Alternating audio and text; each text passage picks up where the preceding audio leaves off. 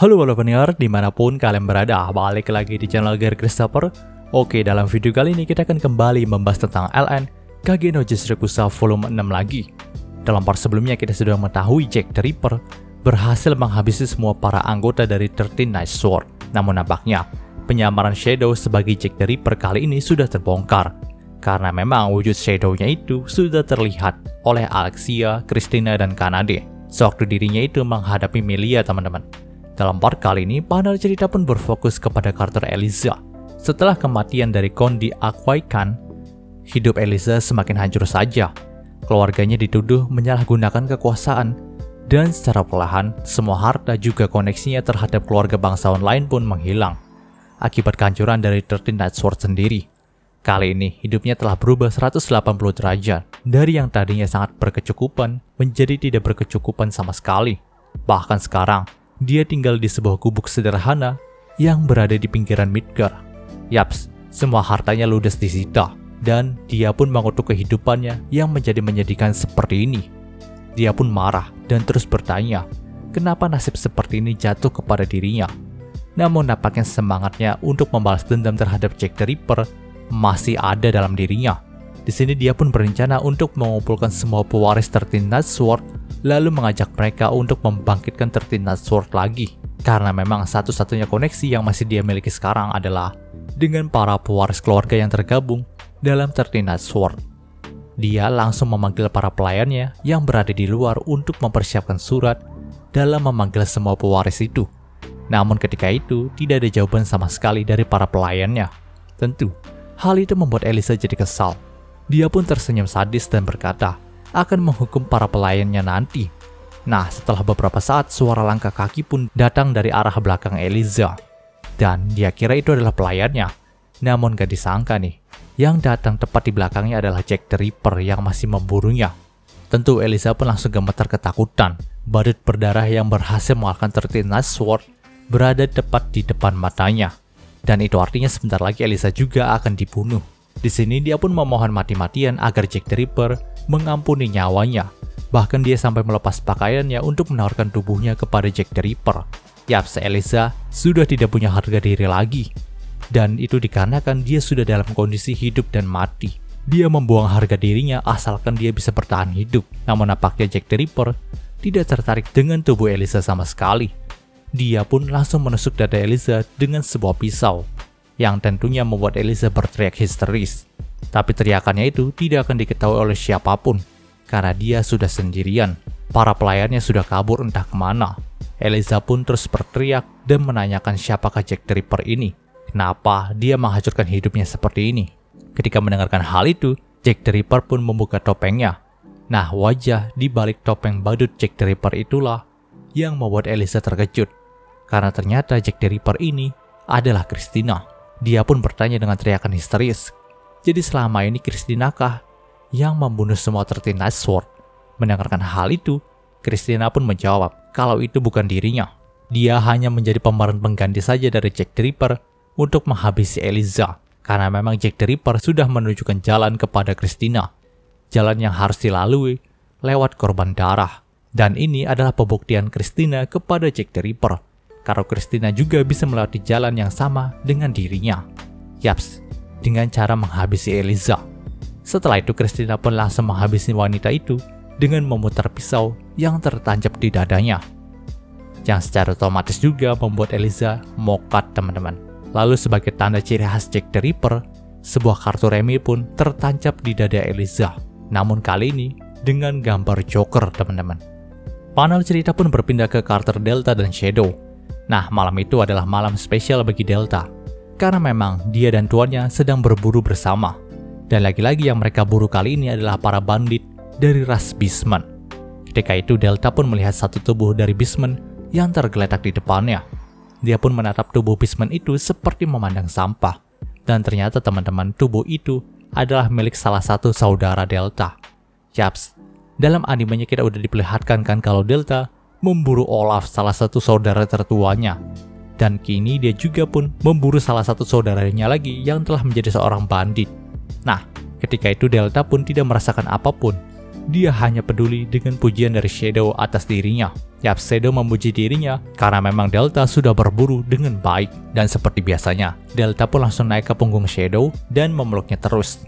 Nah, di sini Shadow pun sempat tanya nih, apakah Delta itu tidak merasakan apapun karena membunuh saudaranya sendiri? Mendengarkan hal itu, Delta pun hanya berkata, kalau yang lemah akan diburu, maka dari itu Delta memburu saudaranya. Itu telah menjadi hukum alam yang tidak bisa dihindari. Panel cerita pun berpindah ke masa lalu dari Delta, teman-teman. Ketika Delta itu masih berada dalam sukunya. Nah, ketika itu Delta masih tinggal sama ibu kandungnya, teman-teman. Namun ternyata ibu kandung dari Delta itu sedang sakit keras.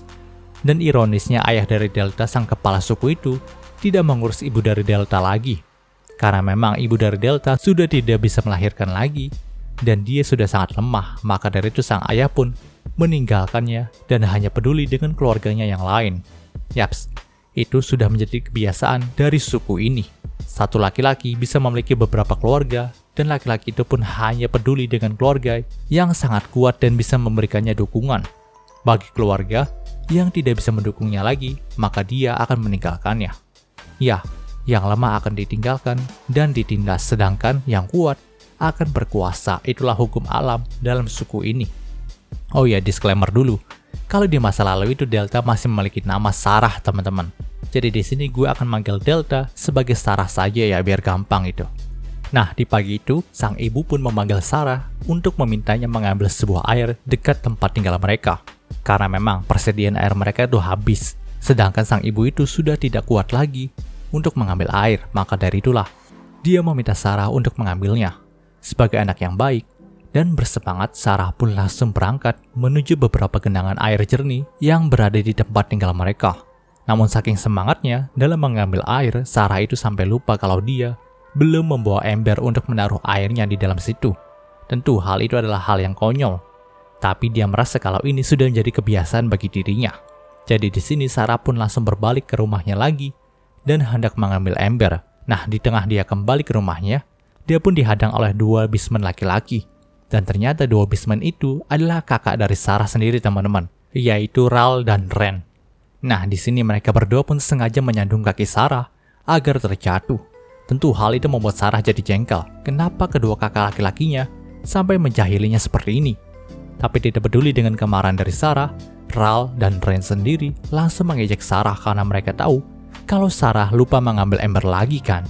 Ya, nampaknya ini sudah menjadi kebiasaan buruk bagi Sarah yang selalu kelupaan mengambil ember saat ingin menadahkan air.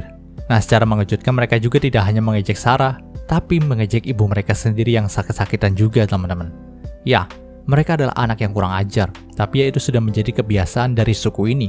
Balik lagi, yang lemah akan ditindas dan ditinggalkan. Kebetulan Ral dan Ren sendiri sudah tidak menjadi bagian dari keluarganya Sarah lagi.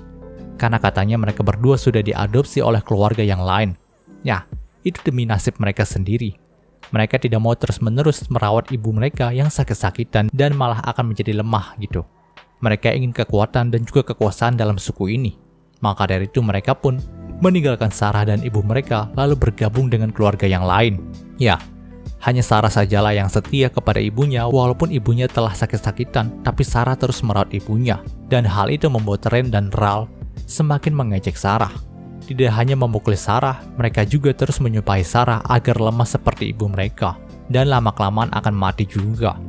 Ya, memang udah di luar nalar sih adat dan kebiasaan dari suku ini. Sampai ibu dan adik sendiri itu malah diejek seperti itu loh. Setelah memukuli Sarah, baik Ral dan Ren pun pergi dari sana. Sarah yang telah dipukuli pun hanya bisa pasrah saja. Tapi bukan berarti dia nggak harus membawa air juga buat ibunya. Jadi di sini dia pun langsung masuk ke dalam rumah dan mengambil sebuah ember di sana. Namun nampaknya sang ibu telah mengetahui kalau Sarah telah dipukuli oleh Ren dan juga Ral. Jadi di sini sang ibu pun langsung memeluknya dan mengelus putri kesayangannya itu. Di sini sang ibu pun berkata kalau Sarah harus memaklumi tindakan dari Ral dan juga Ren. Karena memang itu adalah insting mereka sebagai yang terkuat. Tidak ada yang bisa disalahkan dari mereka. Justru karena ibu itu lemah, maka nantinya sang ibu itu malah hanya akan menghambat pertumbuhan mereka saja. Dia sudah tidak kuat berburu lagi, maka dari itu, dia tidak bisa mengajari apapun kepada Sarah, Ren, dan juga Ral. Dan sang ibu juga berniat membuat Sarah diadopsi oleh keluarga lain. agar masa depan Sarah lebih cerah. Dia tidak ingin Sarah membusuk bersamanya, tapi nampaknya Sarah tidak mau dirinya diadopsi. Dia akan tetap bersama sang ibu dan menyembuhkan penyakit sang ibu. Mendengarkan hal itu dari putri kesayangannya membuat sang ibu tidak memiliki pilihan lain nih. Tapi sebagai gantinya di sini sang ibu ingin Sarah berbicara dengan nada yang sedikit sopan, karena Sarah sendiri mengatakan kalau dirinya itu bodoh. Maka dari itu, sang ibu memberikan sebuah tips agar Sarah menjadi wanita yang lebih pintar nih, dengan cara menambahkan imbuhan nanodesu setiap akhir kalimat yang dia ucapkan. Yaps, akhirnya kita tahu nih asal-usul imbuhan nanodesu yang biasa Delta ucapkan nih. Ternyata itu adalah wejangan dari ibunya sendiri agar membuat Delta itu terlihat lebih pintar, teman-teman.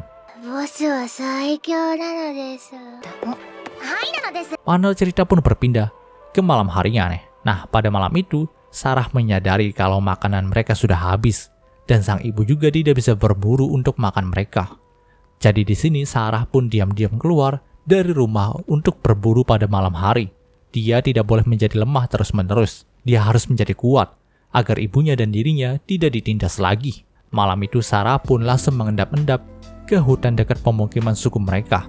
Dan karena Sarah adalah beastman yang paling berbakat di antara semuanya, maka dari itu dia bisa tahu nih dan bisa membedakan manakah hewan yang bisa dia lawan dan manakah hewan yang tidak bisa dia lawan. Pada saat itu dia pun melihat seekor macan tutul yang memiliki bau kematian seperti ibunya. Maka dari itu Sarah tahu kalau dia bisa mengalahkan macan tutul tersebut. Ketika melihatnya juga nih, Sarah teringat tentang ibunya yang sakit. Apakah memang nantinya ibunya akan segera mati atau tidak? Mengingat bau kematian sangat terasa dari tubuh ibunya. Nah, tepat saat Sarah memikirkannya, macan tutul itu tiba-tiba aja ada di depan Sarah nih dan hendak menyerangnya. Tentu Sarah pun gemetar karena hal tersebut. Dia pun mati-matian mencoba menahan serangan dari macan tutul tadi. Tapi dia tidak boleh lengah dan gemetaran. Dia harus kuat agar tidak diremehkan lagi. Nah, secara tidak terduga nih, kekuatan bertarung dari Sarah pun meningkat pesat pada saat itu. Dan setelah berduel dengan macan tutul tadi hingga pagi, akhirnya Sarah pun berhasil mengalahkannya. Tentu, membawa buruan yang sangat besar seperti ini membuat Sarah jadi senang. Tapi sayangnya, saat Sarah mencuci buruannya ini dan hendak dijadikan makanan bagi dirinya dan ibunya, buruan itu malah dicuri oleh Ral dan juga Ren. Mereka menganggap kalau buruan sebesar ini nggak pantas disantap oleh Sarah dan ibu mereka. Di sini mereka juga bahkan memukuli Sarah agar bisa mendapatkan buruannya itu. Namun Sarah diam saja saat buruannya diambil dan dipukuli gitu. Karena memang sang ibu telah menasihatinya agar tidak bertarung dengan Ral dan juga Ren. Lagi pula dia bisa memburunya lagi mulai dari sekarang. Dia sudah menjadi sangat kuat dan bahkan pukulan dari Ral dan Ren tadi sudah tidak terasa sakit sama sekali bagi dirinya. Setelah kejadian itu, tiap harinya Sarah pun berburu hewan kecil untuk disantap dirinya dan ibunya. Hal itu juga dilakukan agar tidak menarik perhatian dari Ral dan juga Ren lagi. Namun mau seberapa banyak Sarah berburu, kesehatan sang ibu tidak kunjung membaik. Bahkan sang ibu semakin lemah dan pada akhirnya ia pun meninggal di pelukan Sarah. Di pagi harinya, Sarah pun langsung menguburkan sang ibu di padang rumput dekat pemukiman mereka. Nah, ketika hendak pulang dari pemakaman ibunya, Sarah pun dihadang oleh Ral dan Ren lagi. Mereka pun tanya kenapa tubuh Sarah kotor seperti itu. Tentu Sarah pun langsung menjawab kalau dia baru saja menguburkan ibu mereka. Nah, ketika mendengarkan hal itu, bukannya merasa sedih, baik Ral dan juga Ren malah lega karena akhirnya ibu mereka yang lemah udah mati juga. Bahkan mereka berdua sempat menertawakan kematian dari ibu mereka nih. Tentu Sarah pun naik pitam karena sikap dari kedua saudaranya. Dan karena ibu mereka juga udah tiada nih, maka Sarah tidak perlu menahan diri lagi. Di sini dia pun langsung membunuh Ral dan Ren karena memang mereka berdua jauh lebih lemah daripada dirinya. Sarah juga langsung memandang keduanya bagaikan sampah yang tidak berharga. Namun seraya dengan itu, muncul sebuah noda gelap yang ada di lehernya Sarah nih. Yaps, itu adalah gejala demon possession, teman-teman. Ya, Sarah atau Delta menerima gejala demon possession ketika kekuatannya bangkit dan ketika dia membunuh kedua saudara kandungnya itu. Dan cerita di part ini pun berakhir. Oke, mungkin selalu pembahasan singkat untuk Kage no Jutsu saya kali ini. Jika kalian suka video ini, jangan lupa untuk like, komen, dan juga subscribe dan juga share agar gue lebih semangat lagi dalam membuat video dalam channel ini. Terima kasih telah mendengarkan sampai detik ini. Gue Gary Christopher, signing off.